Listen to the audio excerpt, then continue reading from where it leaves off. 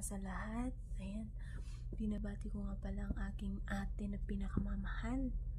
Ayan, ang ate kong napakaganda at hindi tumatanda kundi bumabata. Ayan, ate, happy birthday.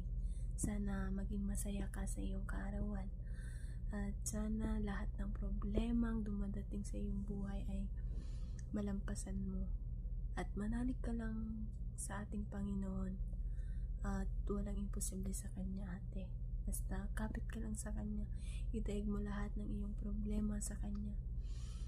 Dahil Siya lang ang nakakatulong sa atin sa lahat ng problema na dumadating sa ating buhay.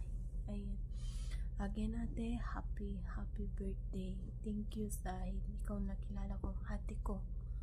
Ayan, na hindi mo ako nakakalimutan na kahit busy ako, andyan ka nag-chat sa akin na musta ka na bunso, saan ka, ayan, hindi mo ako nakakalimutan. At sa aming mami at daddy sa Armor of God, ayan, mahal na mahal po kayo namin.